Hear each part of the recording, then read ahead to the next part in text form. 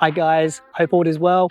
In today's video, we're going to be talking about how I've just completed Persona 5 for the very first time, and it was an amazing experience. I loved it. The game was incredible, but one of the key takeaways I took from it was its time management.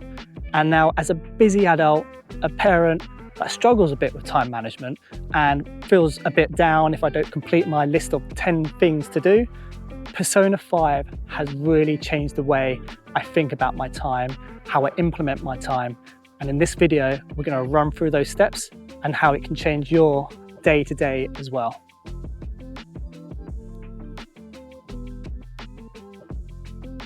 For those of you that haven't played Persona 5, it's a JRPG and it's based on these high school students that attend school during the day and then do other activities in the afternoon, whether it be hanging out with friends, doing, batting cage, or then going into a dungeon and fighting creatures. But the one important thing is you have set slots during the day. So you have, for example, during the week, afternoon and evening slot, where you can only do one activity. So in the afternoon, you could go out and hang out with a certain friend. And then in the evening, you could go and do some reading to enhance some attributes for your knowledge at a diner, for example.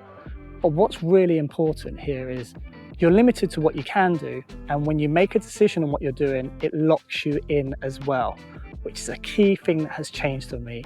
It's about locking in what I'm going to do and sticking to it.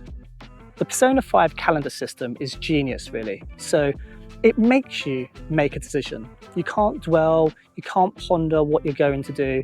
If you want to progress, you have to make a decision. You have to choose something to do in the afternoon, and then you have to choose something to do in the evening. And what's also really important that I've learned from is you have all these options to do in a day. So maybe in the afternoon, you can hang out with 5 different people, but you're only allowed to pick one. And that's really important because that's like real life. You have all these opportunities to do something. I could hang out with this person, I could go and do this. And then you end up dwelling on it and not making a decision, really. Whereas this game tells you, look, you have all these opportunities, you just have to pick one. And that's really changed things for me. I now look at my day differently. I have in an evening after work, I have these 2 slots. I have an afternoon and I have an evening. What am I exactly going to do in those 2 slots to progress my day? Because I can't do nothing. So what's changed for me? So I've stopped making big to-do lists of these 10 lists that I need to achieve today. I have split my day out during the week into 2 slots, afternoon and evening. So what am I going to do after I've finished work? And then what am I going to do in the evening? And in my head, I've separated these out into 2 different types of things. So my afternoon is going to be productive in some type of way. So using today, for example, I have gone out and shot this video. I have been productive in that type of way. And then for my evening slot, I'm going to cook some dinner. I'm going to hang out with my wife, put my child to bed, and then watch a film. I know there are a few different activities, but the principle is the same. I have this mindset of what I'm going to do without overwhelming myself. And that's how I'm structuring my day. And there's other things that don't fit into those 2 slots. That's okay. I don't do them today. I think about if they fit into my slots tomorrow. And this has really helped me because throughout the day, historically, I would go through the day with all these to-do lists, get a bit stressed and annoyed and disappointed with myself because I didn't achieve anything. I would build up all these tabs of things I needed to do and maybe crossed off 2 of those tabs and then thought that day was a failure. I'm now looking at my day as if it only has 2 tabs. If it's a work week day, I have an afternoon and an evening, and I have those 2 tabs to complete. I'm not over managing my expectations. I'm not setting unrealistic expectations. I have these 2 key things I want to achieve and get them done. Anything else is a bonus. So let's talk about how the old me would have approached this. It would have tried to do this video today. It would have then tried to go and edit the video. I may have then gone for a different type of walk.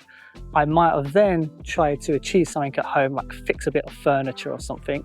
And this list has just built up, right? And that's what this new system stops. It stops that ability to just overwhelm yourself with to-do lists and just keeps it focused.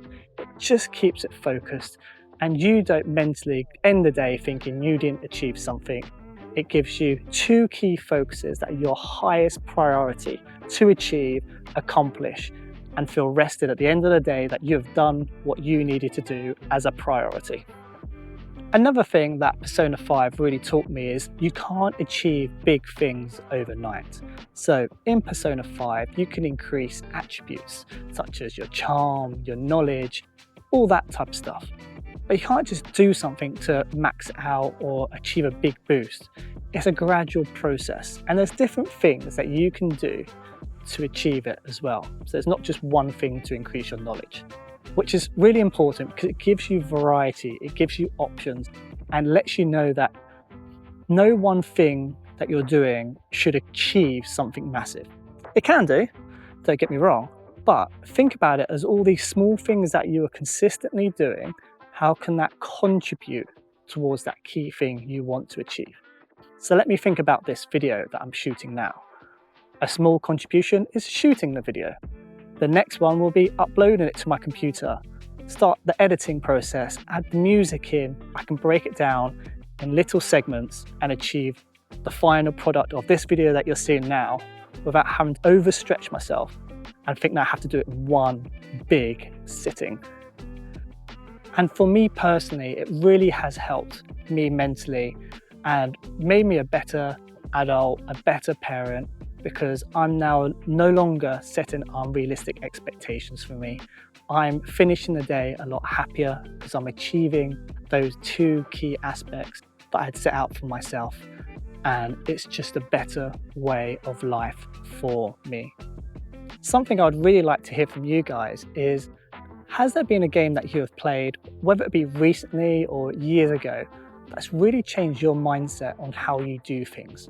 So it could be something like Breath of the Wild made you appreciate exploration, for example, or Dark Souls really made you understand that failure was okay and that you need to get up and try again.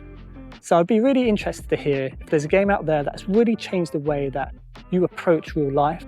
Please let me know in the comments. I'd love to know what the game is and what it has done to help you and the way you see life and operate in life. That'll be really appreciated.